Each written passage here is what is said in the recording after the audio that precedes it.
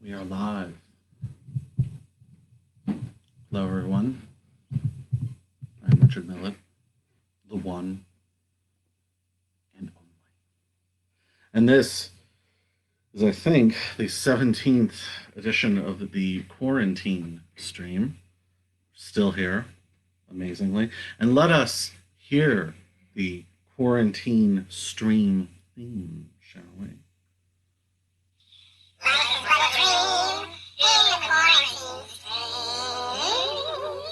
Wow, beautiful. Just beautiful. Hope you're all doing okay out there.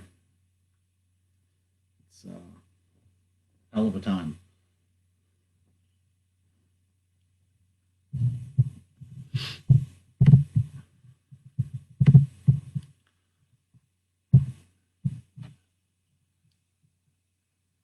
It's called New Razor. We are not teachers. We are not cops. We have no reputation to flaunt. We are the examples. We are not special. We are not gods. We are only following laws. We are the examples. We don't nurse vipers. We don't reinforce liars. And in the event we are questioned if we seeded the list, the answer is it's ours to make invisible if we created it. We don't debate. We don't walk through walls. We can carve six-sided stars, pyramids, and women with three arms. We are the examples. We have apples and candles on our table, no wine, no fatted calf for meat, no lamb grazing in the field, no oil and water on our feet. We are the examples. We are not tension aimed in one direction. We are not a flashlight. We only have a lantern and no manifesto we're trying to prove right. We are the examples, and we are ruled by none. Ever, ever, ever!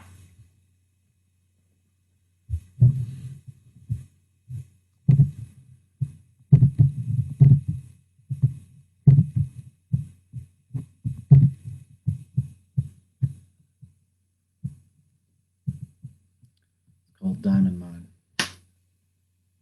Water rushing so fast it looks like knotted wood, its sound a ceaseless perpetual crash in static blue and black.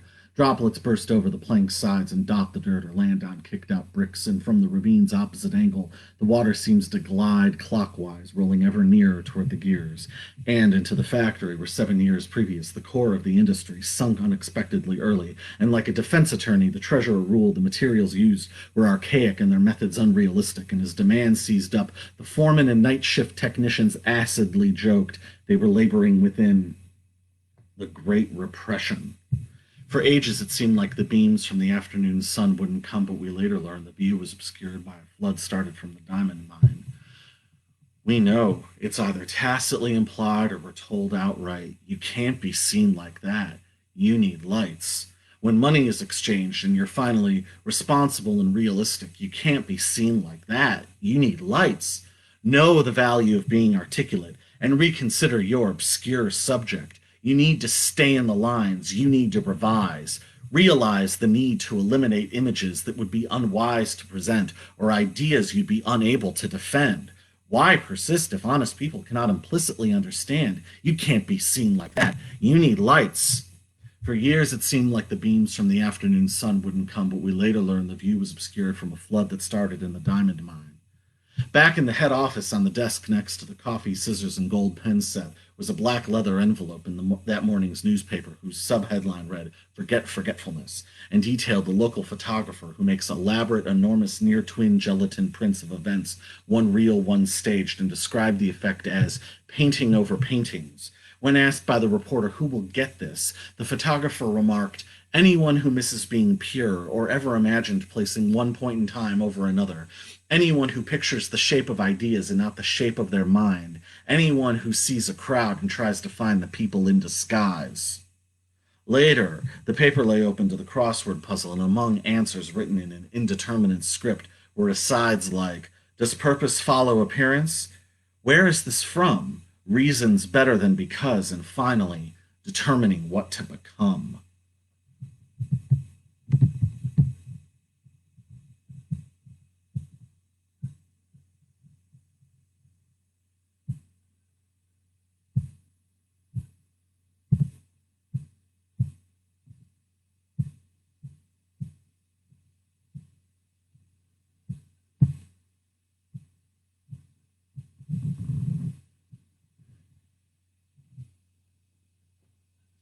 We are really slick now, and we have sponsors here on the quarantine stream. So, how about a word from our sponsors? Our society is run by insane people for insane objectives. One more time. Our society is run by insane people for insane objectives. It's called the Gauntlet.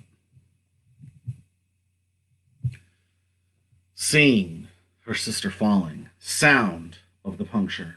As he sits in his box, she sits in hers, her face smeared tears, pleading for understanding. He's learned his expression and how not to hear the wailing of either sister.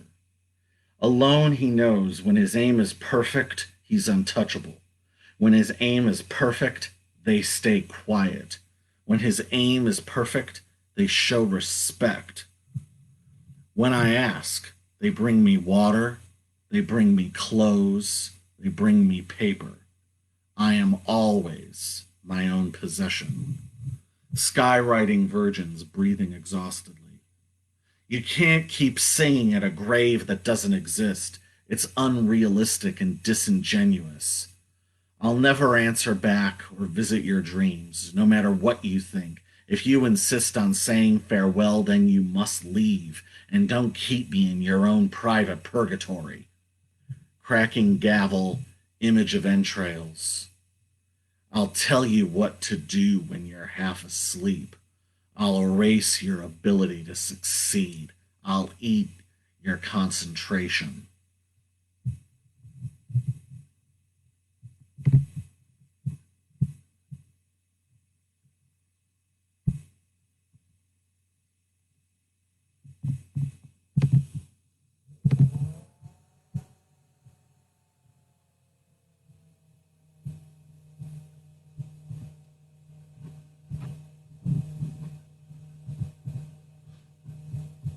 It's called Last Night We Saw an Angel. Last night we saw an angel, the most beautiful woman alive. I've never seen anyone more graceful. She conducted every sound in flight.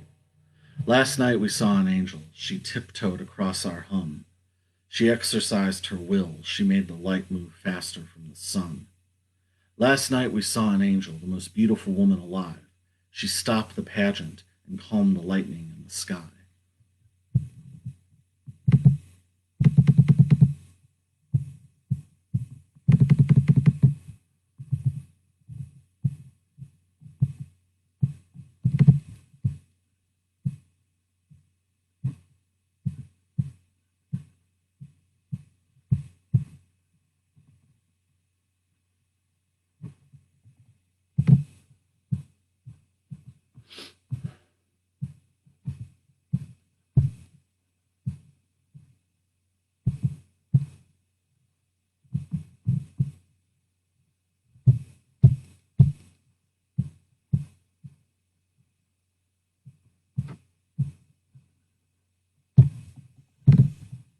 I'll do a note there.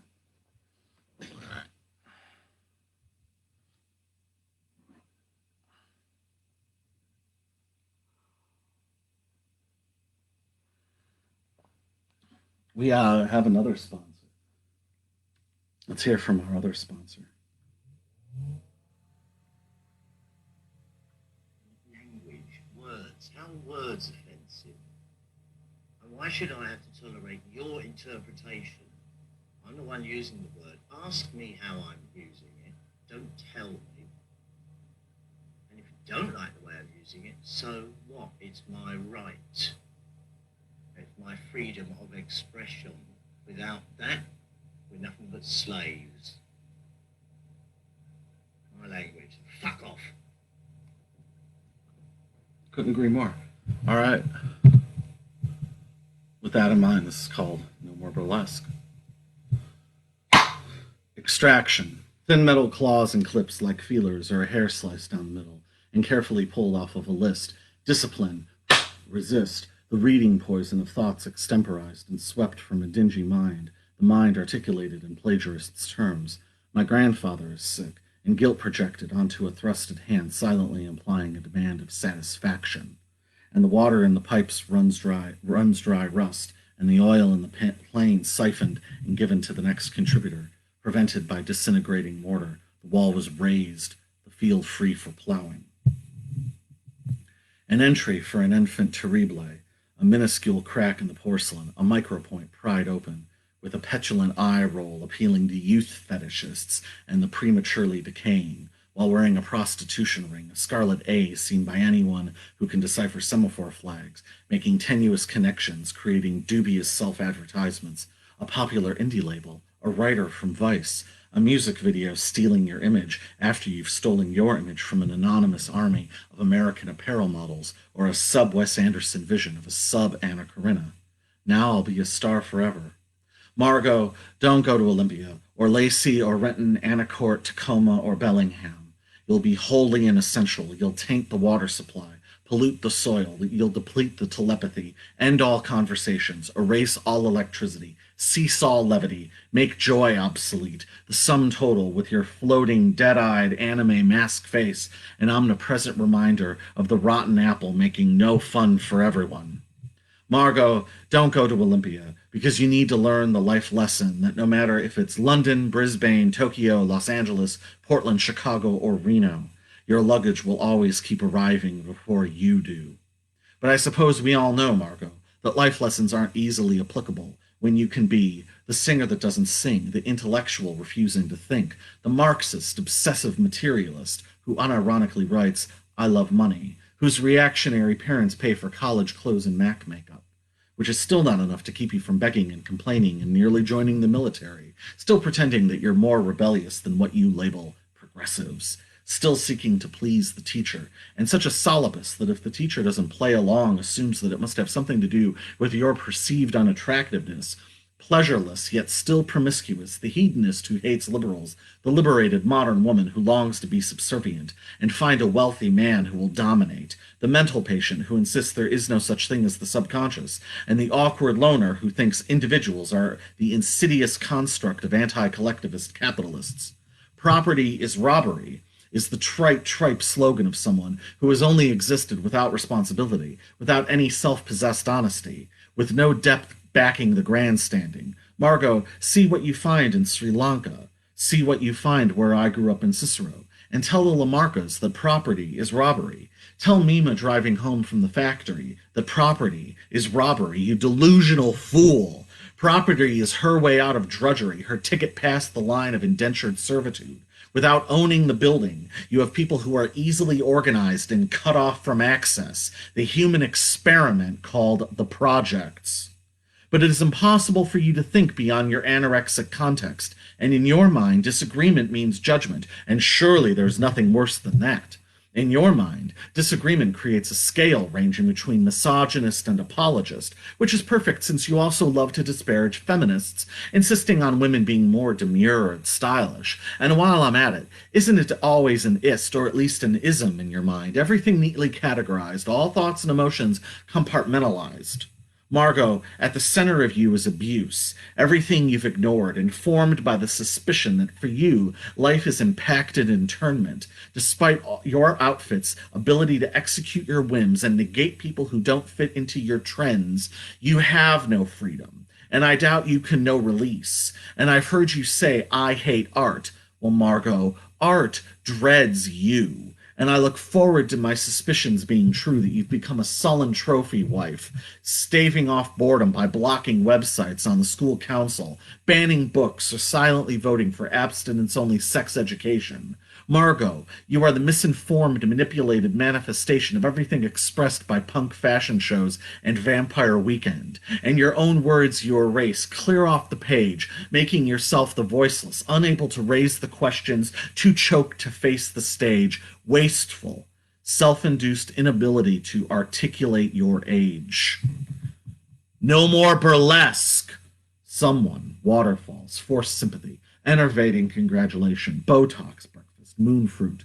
No more burlesque! An offer of silence, a measure of sanity, a reasonable sense of control. because it hasn't been earned, and the wires will burn and the lights will freeze. No more burlesque, moonflesh playing harp, dancing a rewritten ballet, speaking with the sadhu and sharing information, circle and circle in a city park.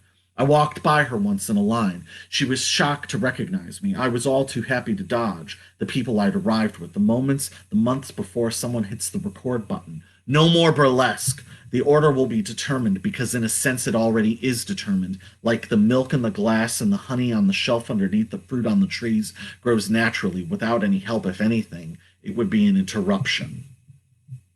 Audrey, the amateur farmer, painting class teacher, and occasional mother, when the notion takes her and the weather suits her, changing names every other month, adopting identities from the television, domination, strutting across a runway, starvation, the poise to retain a pose, lactation, the unwinding knitting needles, the steel front door, the stream from the bus stop to the vault floor, giggling, the technology, the ability, the enabling slipping sleep that punches the feathers and exclaims exhalations, the empathy, the stage of photographs and writings like an unintentional confessional or a catharsis without further ramifications or reasons, understanding by proxy, a community of torsos, hand clamps and assumed nom de plumes, a convergence of compulsions that folks get very defensive about if you mention their distractions. The humidity got lost in the flurry to uproot the cacti and build rectangles of oak trees so Mrs. Meredith can have her begonia patch, sprinkle a little can of water and adjust her little straw hat,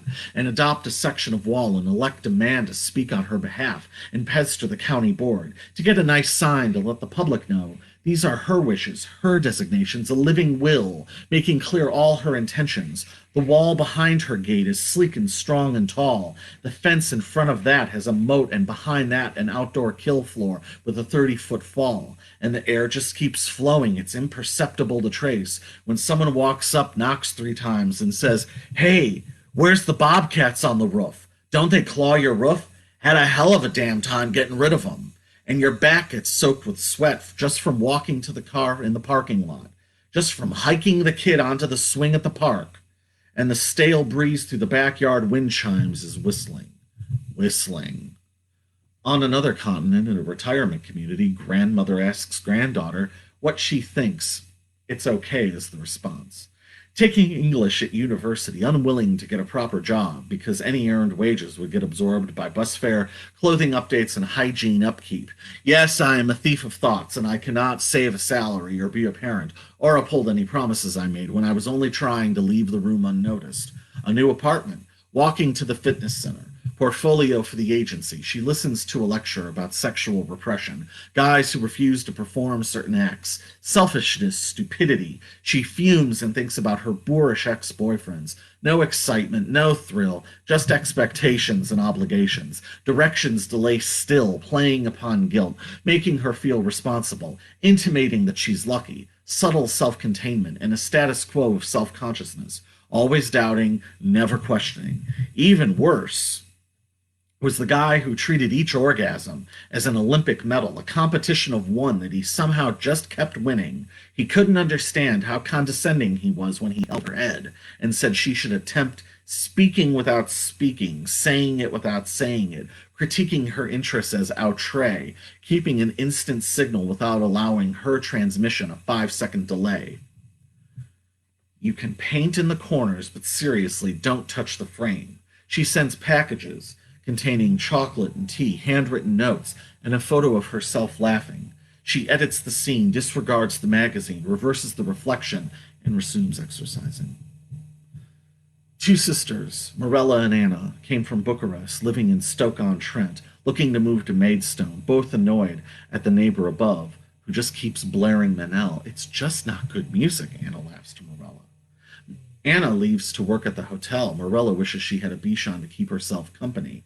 When her sister isn't around, the only time they argue is about where to go after they've left England. Morella wants America, while Anna has her heart set on Australia. Though they each know they have time to create their future, Anna has 4 more courses before she becomes a teacher. They made a portrait together for their mother, a large abstract with cherry blossoms in the center, gave it to her for her birthday, a turtle in the bottom corner and a small frog in a stunning shade of purple, a silver bridge and small clips of pictures taken from a ledge in Cheltenham. Your panic. How quaint. Your pretension, of course.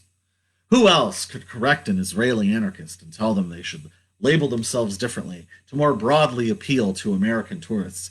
Your temper tantrums are no longer a surprise, and only you could spend New Year's Day looking at the skies to see if they might be falling. Certainly would make things easier, and that's one way you won't lose your pension. The same thing as being convinced exerting absolute control will keep anyone's attention. No more burlesque. Promises of gifts that haven't been sent, details about plans that never get set, figments of fancy best left undressed. No more burlesque. An archetype equals inactive symbols, flawed perception, colored with arrogant concision, disguised as discerning eloquence, the eagle in flight, the documents in sight, the steps gleaming white, a push broom, a toothbrush, and a chunk of ginger, the connection fizzing, the wheel spinning, the request is sitting on my desk.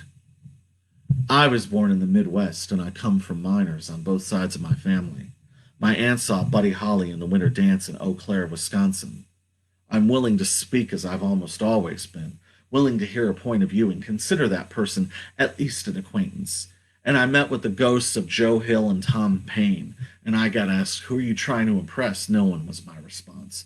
Do you ever ask that of others? Not yet, but it seems to make sense, more than most questions.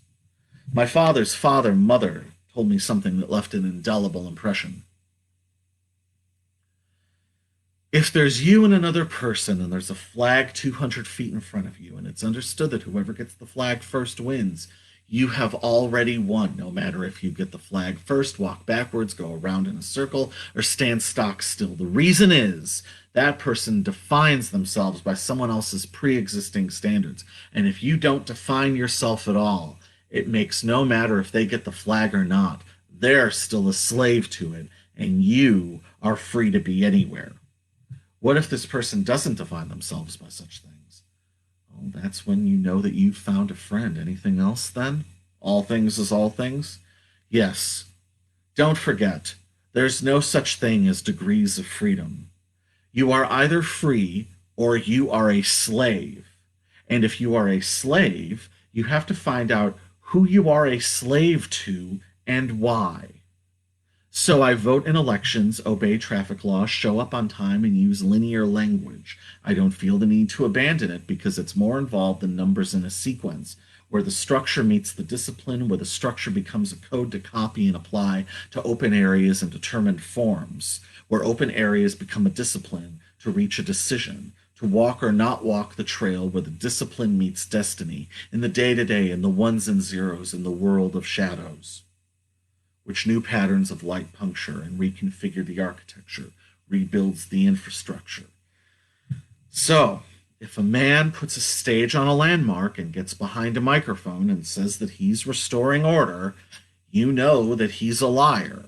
And if he says he's restoring honor, well, I don't know, but I'm pretty sure that Martin Luther King Jr. did not have corporate sponsors. And that man can't possibly mean honor for all. Just a sect, a handful of investors, and a network of supporters and constituents, a series of groups with acronyms for names, a confluence of systems that hopes to cover enough for you to find something to embrace about it. And I found them last night barking directives, spray painting the snow with enormous orange-pink letters, and I waited until they left, and I went out there with a shovel and cleared the way, swept off the slush, chopped the ice, and made a path. And by the next morning their message had melted into a soggy mess, and my neighbors had cleared a walkway as well, and we spoke about the town charter, the aqueducts, and the phone number for a good roofer. Then my wife and I went to the market to buy food for dinner, and there were no wings on the streets, no distractions, just 3 teenagers, 1 boy, 2 girls, standing in front of the library starting to sing. I looked at their body language and clothes, and I tapped my wife's elbow and said, "That kind of reminds me of me when I was that old." Well, good luck to them. We waved, she started smiling, and we made up a new song of our own.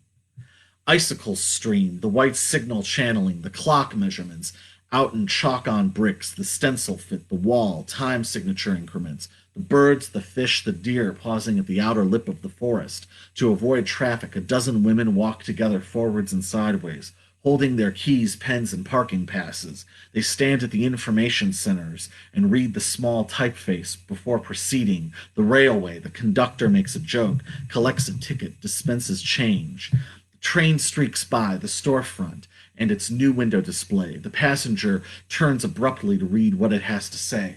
In the eyebrow arch, the headmaster trickery, the tacit complicity which leaks across silently. There is a bite mark that is ours. We were awake when it was happening. We excel at remembering. Evade the hunt. Confound and confuse them. Expose and release them. Free them! Evade the hunt. They did everything they could think of. Affixed you with a label. Forged what isn't legal. Evade the hunt. When there are no rules, it's obvious who's responsible. There are no sides and there are no armies. This argument is an illusion, a pantomime, a presentation. Your breath is your breath. Your mind is your mind. Your life is your life, a circle wave. Your fingers and the flowers in the bowl of water spin around and reflect the mirror, which sends back the light. And your eyes are your eyes, and your sight is your sight. There are no sides in life. In life.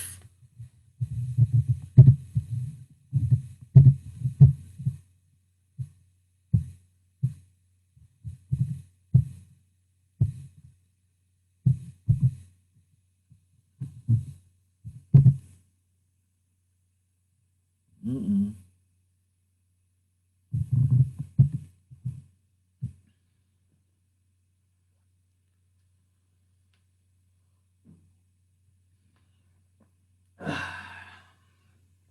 Looks like we're having technical problems yet again. It's really irritating. Let's hear from our sponsors. Our society is run by insane people for insane objectives. It's called Canary Milk. Sweltering sun in the forecast, but it's raining right now. Retired teens nostalgic for holograms as their granddads watch rocks roll on the ground and wonder when they can be farmers in glass pods on Mars. While Amanda eats factory fresh candies and laughs jaggedly at vulgar stories. The boy who awoke in the toy aisle one evening moved more elegantly than his mother had ever seen, as he picked items off a worn, well-folded list before deciding he'd rather have a pet eel instead. While Amanda watches her neighbors bickering and daydreams deleted scenes from their past. The delivery man is ready for the weekend as he ignores reports on the European heat wave, instead marveling about the new house on his route and how much it must cost each month to keep the swans fed and the water in the lagoon fresh. While Amanda feels no urgency to call back her agency and laughs at people voluntarily photographing their chores.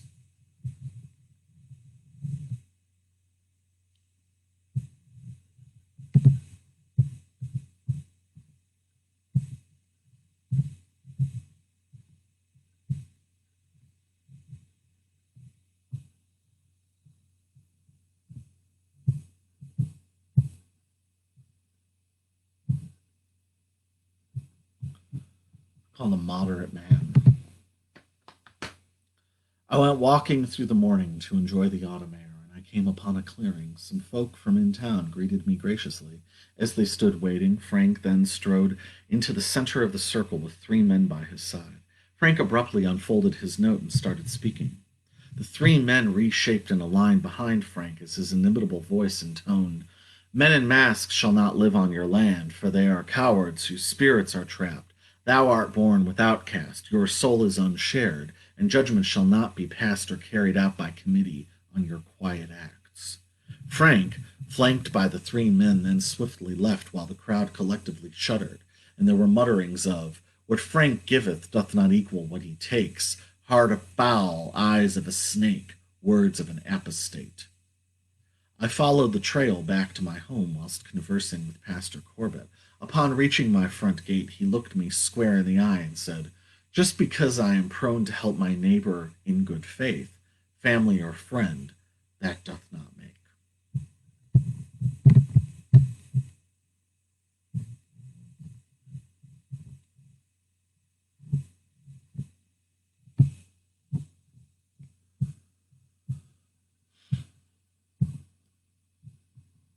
It's called Yes. The soundscapes fly from dusk, sterility restricted to their thoughts, bleak as the day they were born. The The concrete is in a state of flux, and the forest lies under a soiled blanket of lucid dreams. Pale-faced disintegration in the awestruck penniless geometric cluster and its meaningless tradition. For some quiet, they'd drink shattered glass. For some peace, they'd murder a stillborn baby. Savages behind closed doors, but who commits treason and defines what's pure? With the precise rhythms and the headache medicine, memories seep through like blood under a fingernail. We never know when it's finished. The wave just rides. Preface to Manifest Slavery. Entire chapters to write. Planets of aliens to conceive. We never know when it's finished. The wave just rides.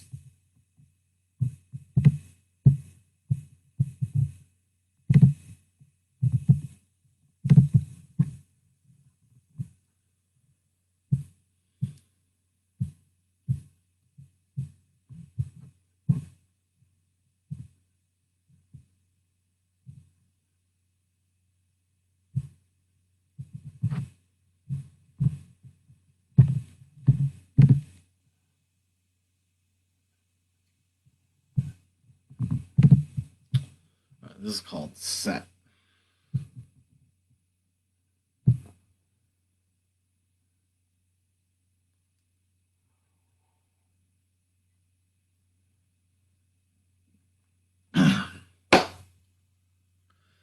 Like crying while being burned by the sun, fingers stuck down the throat of the past, cracking your plaster features against the floor.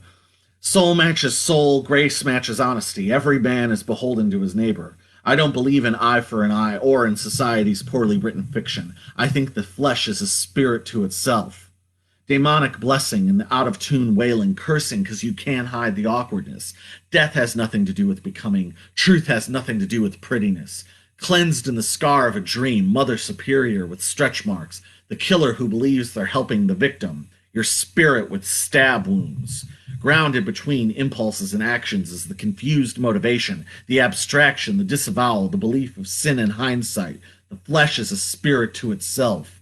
Rejection of your own heart, a forgotten rotting of intuition, degenerates down to a crude set of stupid demands, throwing away the power to be illuminated, consciously denying decay, exposed to nothing but dirty air, a germ inside a scab.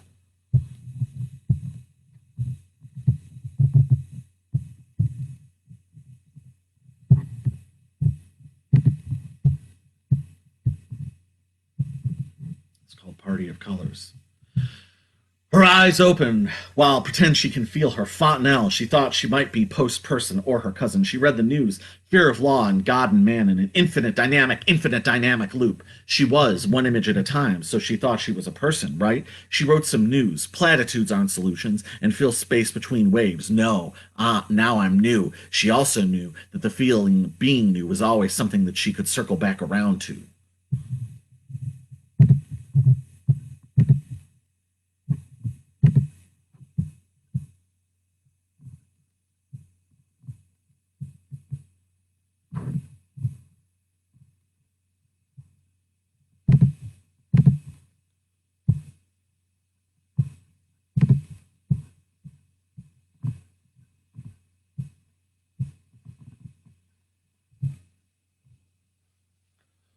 Called Sacrifice the Satellite. Moments before dawn, phone ringing, unable to suss if it was happening from impressions born in shallow sleep while lights flicked on in neighbors' windows.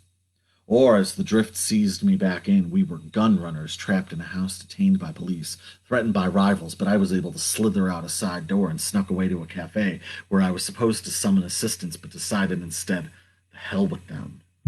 I was called to a room. The walls of the hallway were blue, and when I entered, there they sat, looking exactly as they did in 1984. When one spoke, there was no sound from their mouths, but the words sank loudly in my skull.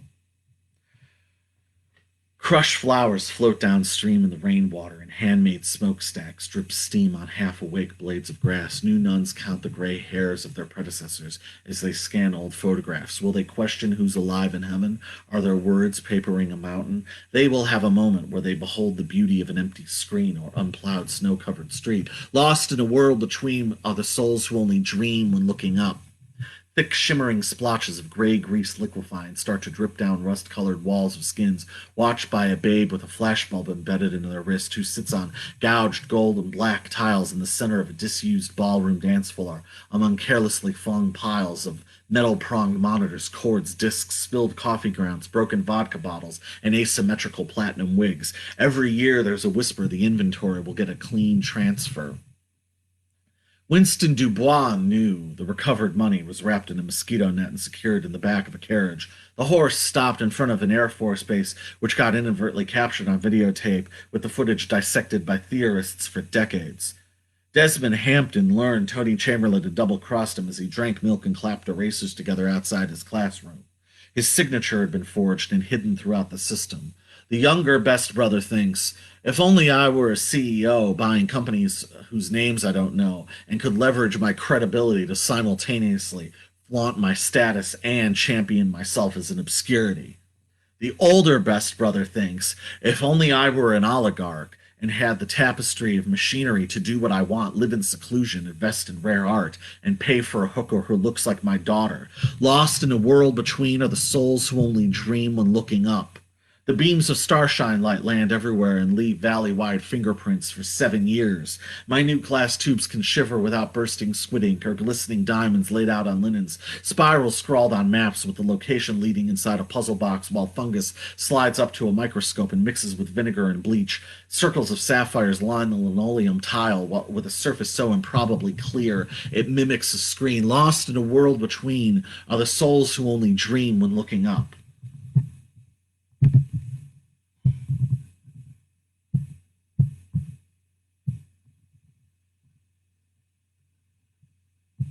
Called Pearls.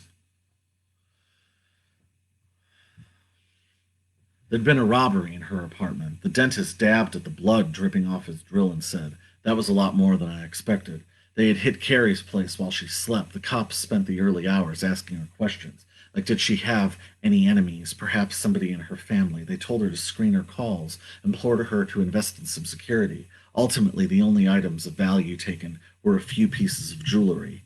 Bankers' boxes were duct taped shut and loaded in the truck, their contents filled with scrap to go and get melted down by guys who didn't care whether it came from an abandoned ironworks or was brass stolen from a Catholic school.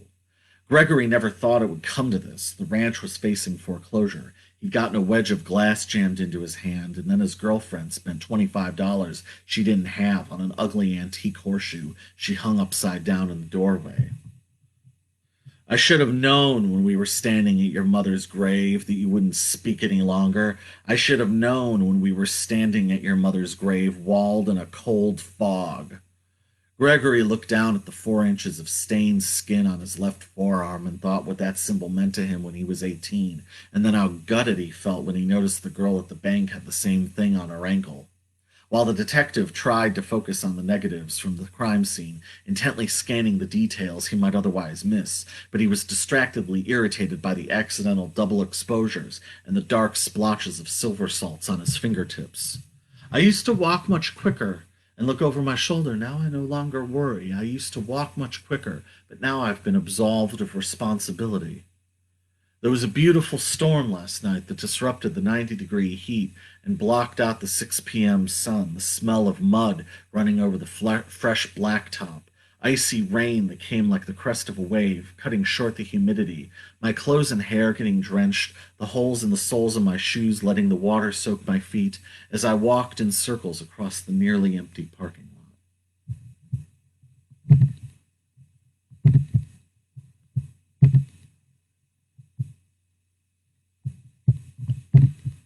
Ruth Stearns. It's about Ruth Stearns. You are beautiful, and I'm trying to be more like you. Even though I was only 7 years old then, you're the only person who never censored me or told me to shut up. I watched you shrink 1.5 feet from cancer and lose all your hair, but I'll never think of you as a victim or powerless. I'll always think of you as regal, graceful, and intelligent.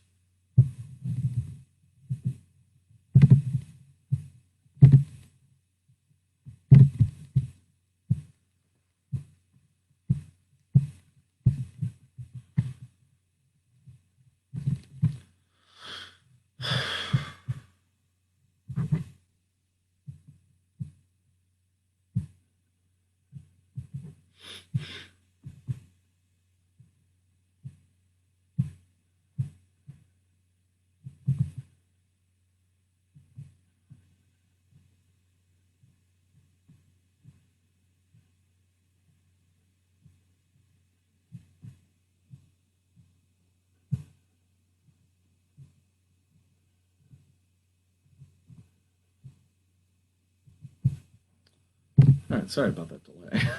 Got a little distracted. Um, all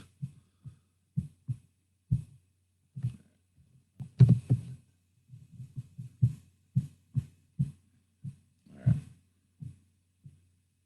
It's called water. Water, water, water, water. It would be good if motion could evaporate and then solidify into a form we view in flux, or be on course to be boundless and sing of the sea, aiming a voice at the sky. Never again I'd read a tattered sign. My body no longer closed in the folds of dirt and clay, but wind-blown and awake, seeing droplets on rivers become oceans and lakes. The salt darting through the air ends my hunger, and it cleans the shore and surprises its permanent structure as the molecules become lighter and smaller.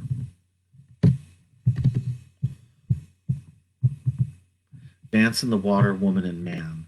Thou shalt have a boat, thou shalt save a fish. Thou shalt be steering when the boat comes in. Thou shalt have a vision up in the crow's nest. Dance in the water, woman and man. Dance in the water. Dance for the birds, dance for the wind, dance for everyone on the land. Thou shalt see the king before the revolt. Thou shalt find a partner, one to love and to hold. Man will be woman and woman will be man. Dance in the water to the perch and to the sand.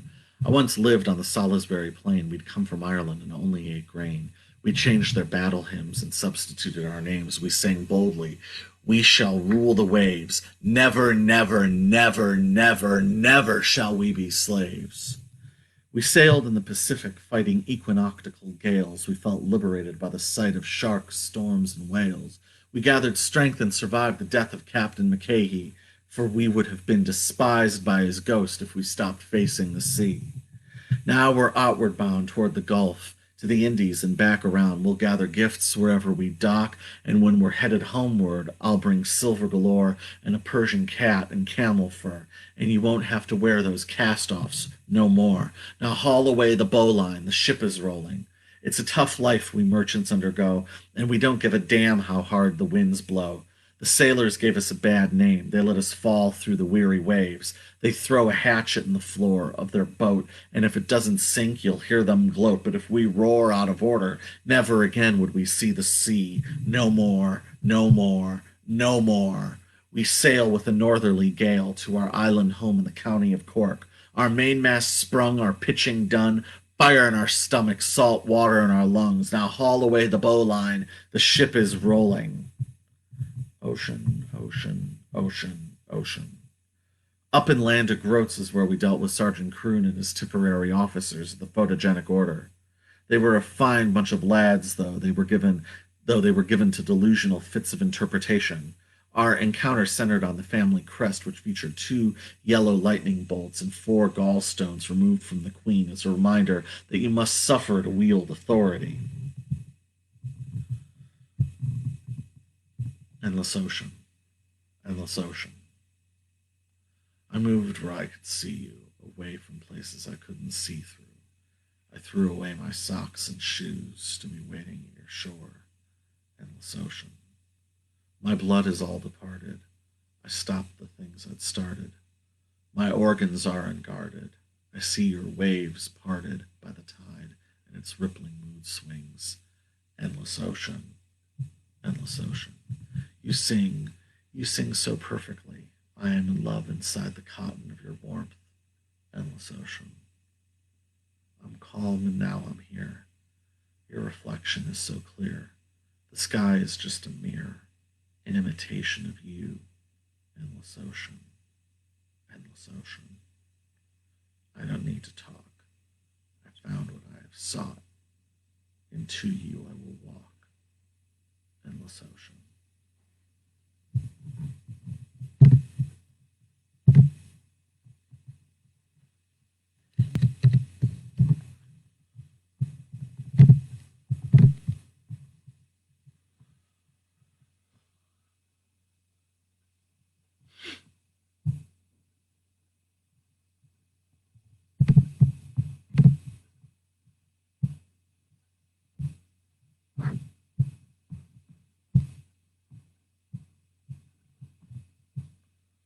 There's flowers at the foot of the cave. Swinging light bulb above a cracked basement window, a painting depicting the creation of creation, and a makeshift bed. I made up a new name for you, but I'll only keep in my head. My head. Look at the jewel resting in the bottom of the wooden cup, or the stack of handwritten sheets explaining the steps of the ritual in rich, deep red, and the names of everyone there exist in my head. My head. Charcoal renderings of saints ripped from a magazine and pinned to the door, dented bits of metal shaped to make a mosaic and pushed into the floor. Quarter-inch thick spray-painted silver ribbons looped like ringlets in the air, and the floating stray white veins from a feather landing on your hair. Here I sit half childish, with freshly washed clothes strewn over the chair. A tray with orange peels, melon rinds, and empty glasses rests balanced on the table's edge, while I'm reading a map leading to a room more colorful than the womb, where I can overhear things other than gurgling and organs rushing. But still, this will always be in its infancy, because love is where Genesis greets infinity. And for proof you can look in my eyes, even though I won't confirm or deny how much of this is true. But I trust that will get worked out by you.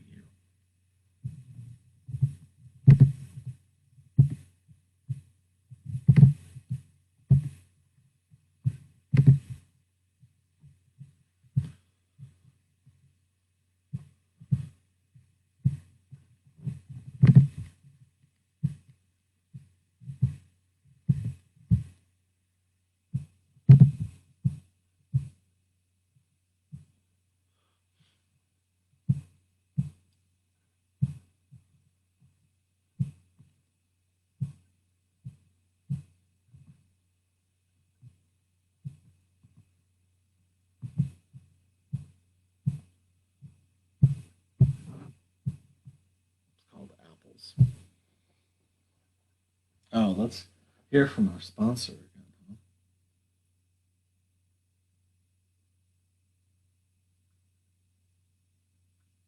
Language, words, how words offensive?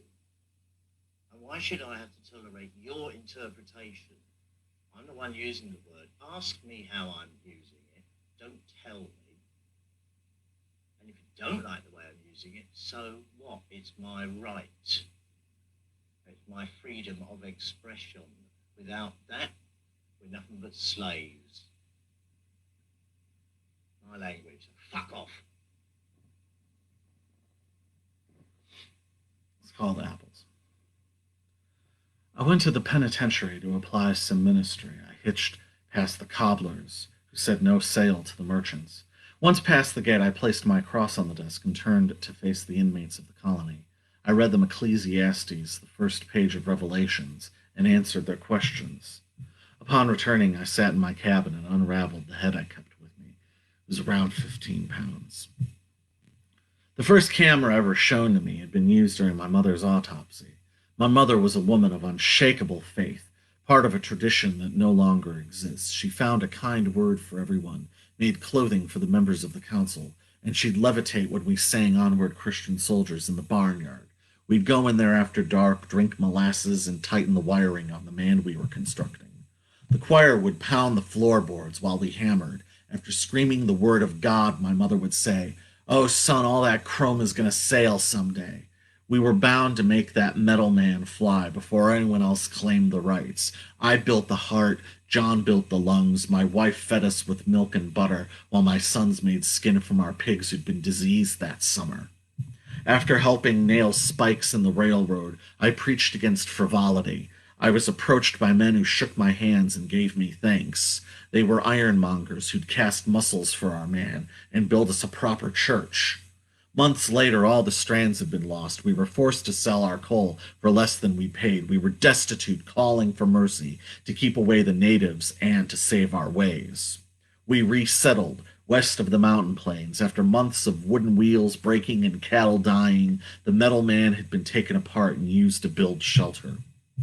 And it was one night around the campfire, as we sang songs and ate steaks scraped with iron, that the flames started shaking and turning to blood. We looked down at our plates and saw our food become rust. A thunderbolt clapped, and we all fell still.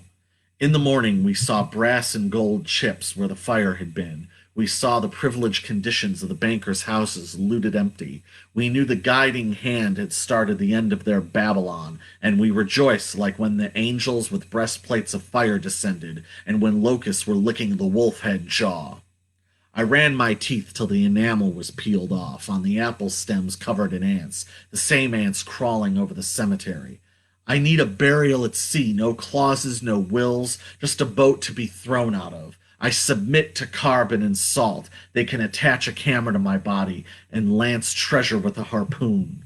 The apple stem, like the spike of toxins in a blackhead, or the sun landing on a city block. Flower stems have no lifespan and won't live through a flood. Apple stems are stronger than a panther's spine and protect the seeds from burrowing all the way down to the earth's core, next to the devil's hand, who sucks the juice out of the skin and tried to rip the apple stem with a hatchet.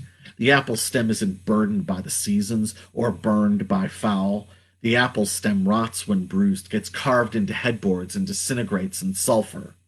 I can't be decorated with 2x4 effects. I've seen the citizens stomp, making their ribs stomp. I've seen oxygen get released over clouds, forests, and police. See a clearing where the sharp aluminum formed our fossils, buried standing up, past the buildings that store a million bushels of wheat. See the ashes on the bunkhouse, underneath sticks and twigs with the Indian gum picked out. See a clearing, sewing all the skirts at the end of the porch near the river for the blue ribbon winner. See a clearing for the Prince of the Mayflower.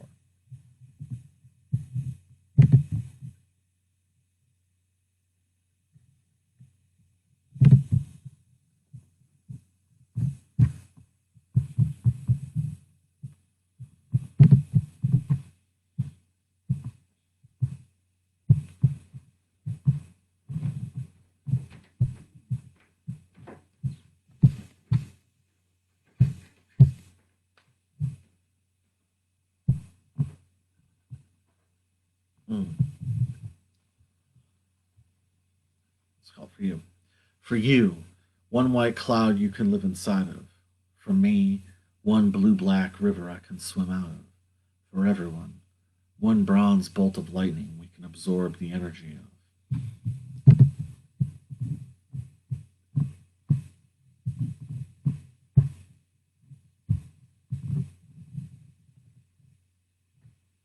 It's called the Vatican Vaults.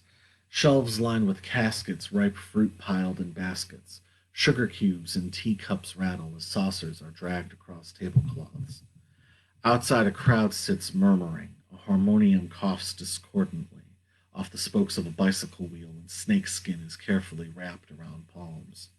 Two men each wear a veil, one off mauve, the other pink lady red. Gravel sits at the bottom of stained glass vials, and mink pelts are smoothed out over tiles. Three elderly spinsters raise their voices in praise, their weathered hands shaking at the sky. Gold medals tied around their waists reflect the sun directly into children's eyes. Four blind beggars fool the crowd into believing they're brothers who compete by tying knots and rope faster than any comers, the act only ending at dusk when they split their spoils. Stars roll around the moon, back and forth from end to end. Clouds erase them away when each new day begins.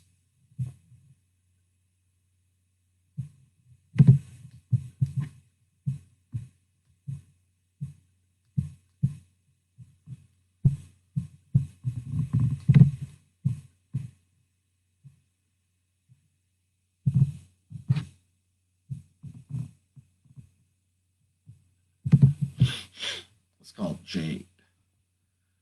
Winter went without finale, one brain with seagull emeralds and a chop of jade thicker than my wrist. Glancing became a transmission, like a doorbell whistling in a veterans parade. So behind the minute hand extends more than obligation and demands more than devotion.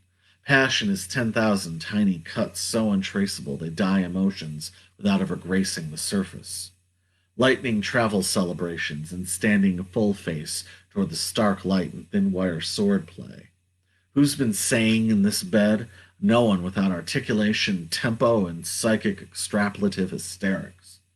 At the break I am pacing, ignorant to stillness, shattering shins, pushing flagpoles out of the fields, locking engines to mortar and blushing with inevitable glory leave.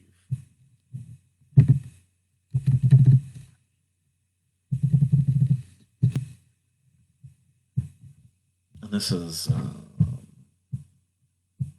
suppose, sort of its sister piece.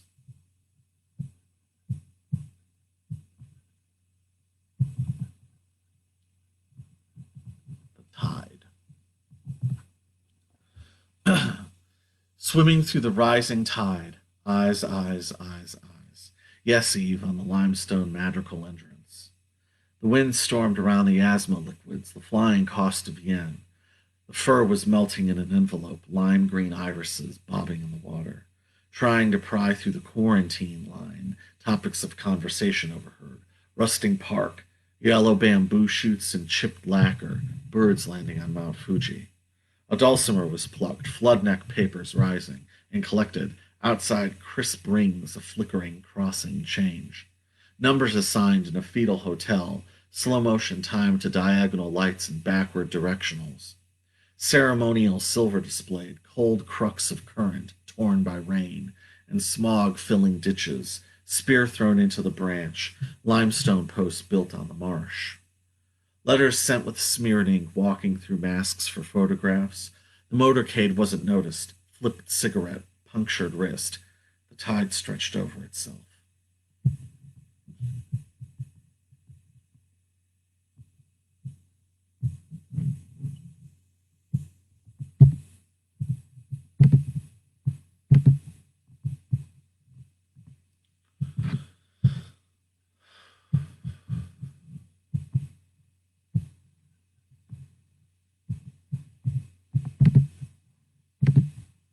How y'all doing out there?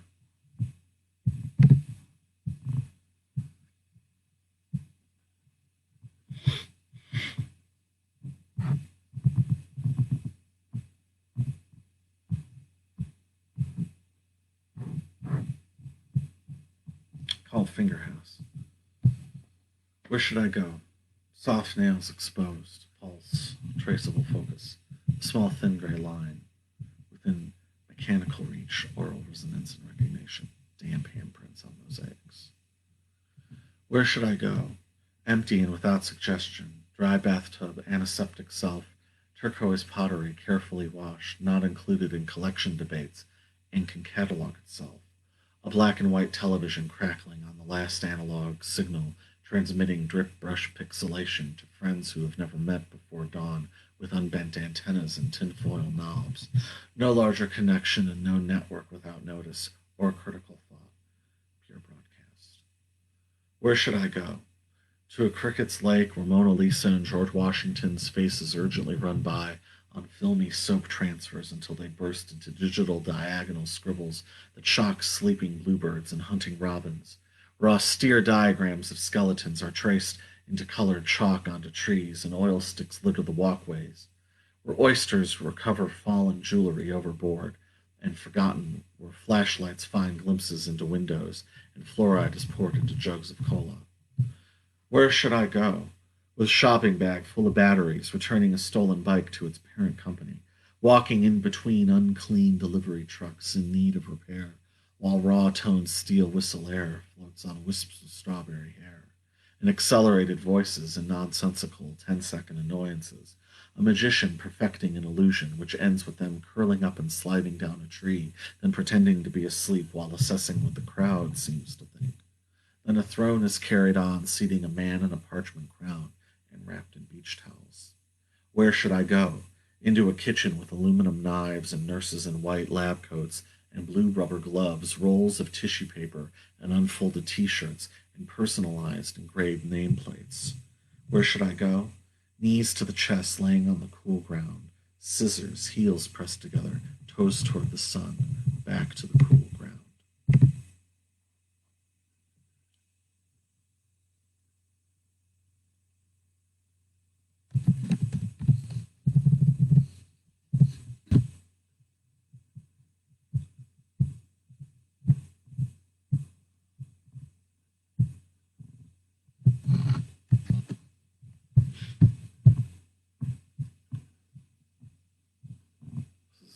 blue soap and Scepter.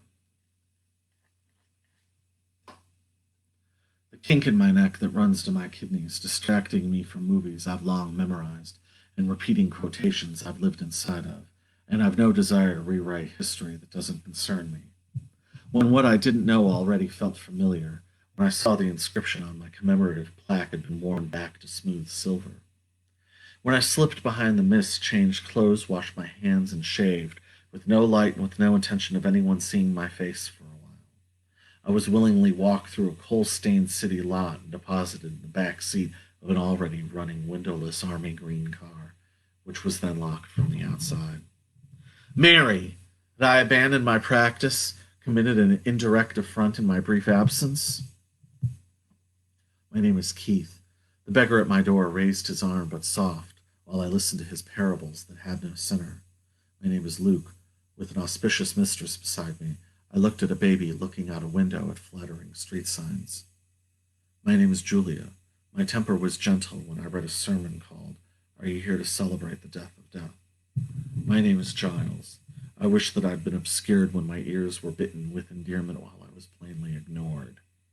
My name is Grace. I was observed by 3 people whose accounts proved suggestible and fractured. My name is Abigail. I faced hard construction when I in truth spoke forcibly about my forged fingerprints. My name is Morgan. I spent twilight emptied, save for sketching a red tunic on bent paper. My name is Brooke. I was registered in a hotel under an assumed name and made lists of families I pitied. My name is Gabriel. I singed my hair and clothes trying to be recalled. The sky's been moonless for 29 nights. Why couldn't I stay? I was bothered by the way the streetlights hit the trees and reflected off the leaves. I took a knife and short length of rope. 6 hours later, I'm waiting for you to arrive, carrying a scepter and wearing a breastplate with frayed shoulder blades and exhausted eyes. I'm waiting for you to arrive, sitting cross-legged on the sodden deck with wayward souls who were barely seen. I leapt off the ledge and was soon out of haunt as I climbed the concave shores, wondering if I should forage, catch a gudgeon, or eat unbruised fruit that had fallen. The gravelly, guttered soil gave way to encroaching forest, dense with rows weighted with wet purple limbs that succumbed to gravity and wind. Then abruptly I was in the center of a champaign, and the only objects I found were short rows of tree stumps and stones, each carved with the query, "What made you look here?" I jaunced away into the odd even and was again pursued by the thicket's reach. The thorns licked my calves, the anthills shone like pebbled glass. I brushed past a frog with a violet tongue and discolored teeth, who gulped for relief while his body remained static like a splayed thread in aspic. I made my way into the antres and found myself prating, "Prithee, pray tell what you remember of working your hands into the mud and feeling it curl under your fingernails. It feels like a relic reunited with its original setting after having been figured lost or only seen in a dream." Betimes I glanced around for the traveling lamp while standing beside the curvature, hearing myself call the datelessly abandoned vizards and leasing and be faithfully young-eyed. I returned once more to champagne and sat among the stones in silence. I received no visions or visitations, no inspiration to invent an incantation. And in this vacuum of communication, I only experienced the sense or perchance suggestion of the imposing press of airs and atmosphere. And now I noticed this restless weather, shy beams of sunlight moving through the strings of remaining rain.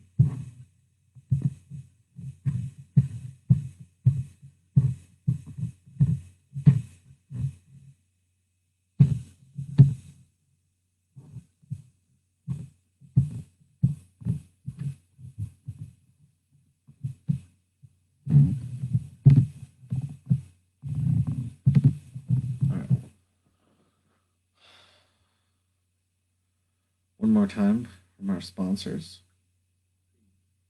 All our society is run by insane people for insane objects and objectives. And our other sponsor. Language, words. How are words offensive? And why should I have to tolerate your interpretation? I'm the one using the word. Ask me how I'm using it. Don't tell me. And if you don't like the way I'm using it, so what? It's my right. It's my freedom of expression. Without that, we're nothing but slaves. My language. Fuck off.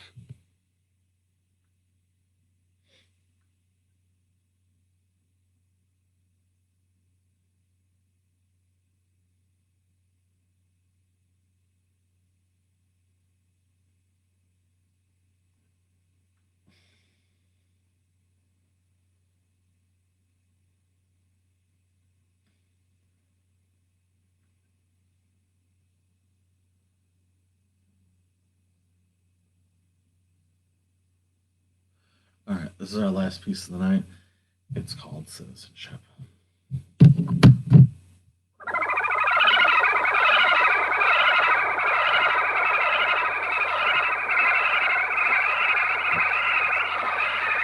Well, it's easy for your mom to spend Friday night lecturing the TV while half asleep, continuously saying, let it all breathe, when she's not the one out there trying to brave the wind, trying to walk across that wind with just a 4-foot stick of balsa wood to help her keep her balance. The Tsar's personal physician at the head of surgery in bed called his staff around and explained this could be the end, but he's not really certain because he's just been too depressed at the prospect. At least that's what you thought, he said, but you were quite distracted by the kissing couple out on the observation deck. And you got yelled at for sleeping during a meeting by the head of marketing, but you didn't feel any guilt as you explained that you'd been sin-free since the night before, and the head of marketing agreed with you and closed the door and wanted to talk to you about opportunities for advancement. And the private still cannot figure out how to break ranks, or how to help your mom fill out a loan application, or get a new sticker for her license plates. And the two of you prepare for their weekend leave by getting hair extensions and hitchhiking back to the hospital. You've been reading diaries, you've been reading autobiographies, you've been writing long treatises out on graph paper. You've been condescending to your enemies, you've been giving easy answers that argue there are no easy answers. You've been running forensics on untabulated statistics. You've been staring at a man buzzsawing down a tree thinking anyone but me. You've been miming in a marching band not playing a single note all season. You've been looking at the apple in your hand hoping to know how you will find another. And you have stolen mail from your mother. You've been looking at a fence thinking, enough of this. You've been back to the hospital staying after hours in the maternity ward, laying newly minted silver rectangles on newborns' chests. You've been counseling dry drunks. You're nearer to sovereignty, and whoever picks apples for free. You have been painting large, unfinished arcs on your foyer walls while in expensive new clothes. You've been nearer to sovereignty, and whoever spreads apple seeds for free. You've been barefoot while feeding skunks. You've been seeing your reflection in cardboard. Let it all breathe. It's a reminder that you whisper to yourself when you're out walking across the ring, watching flotsam from Beechcraft Model A teams rotate overhead, amazed how machinery so heavy can defy gravity. Let it all breathe is the reminder that you whisper to yourself when you're out walking across the wing, watching jettison pollution floating in the Indian Ocean, in utter disbelief how the laws of nature can be defied so carelessly. You are a wing walker, closer to sovereignty, closer to picking apples for free, closer to crashing the fence, closer to opening books. You're a wing walker, trying to make a future for the stars, wishing you weren't feeling so far. You are a wing walker, closer to sovereignty, closer to spreading apple seeds for free, closer to swimming naked, closer to learning languages. You are a wing walker, understand the scope of that, trying to make a future full of stars, wishing you weren't feeling so far, but they found me. Realistically resembling myself and fully alive in a different year. Questions were drawn to determine how I appeared there. I explained I went to sleep because I couldn't function, being constantly awake. Theta waves turning back on themselves, spindle waves with no chance to crest, and slow waves never close to arriving. A wing walker craves immunity to maintain sovereignty, feeds on concentration to maintain sovereignty, brushes memories to maintain sovereignty, and theta waves are just the start. Spindle waves stand you straight up, and slow waves safely deposit you back on the shore. A wing walker needs clear vision, and to be free of poison, you have to know where to turn on the lights before you go to sleep. Go to sleep. Go to sleep, go home and go to sleep, go to sleep, go to sleep, go to sleep, go to sleep, go to sleep, go home and go to sleep, go to sleep, Go to sleep. Go home and go to sleep. Go to sleep. Go to sleep. Go home and go to sleep. Go to sleep. Go to sleep. Go home and go to sleep. Go to sleep. Go to sleep. Go home and go to sleep. Go to sleep. Go to sleep. Go home and go to sleep. Go to sleep. Go to sleep. Go home and go to sleep. Well, folks, that concludes another exciting edition of the Quarantine Stream. We hope that you've enjoyed this. By the grace of God, we will be back next week. And until then, stay safe, stay smart, and stay free, because you already are. And with that, let us hear the Quarantine Stream theme. Life is but a dream in the quarantine stream. Beautiful. Until then, folks, have a wonderful week. Thank you for watching.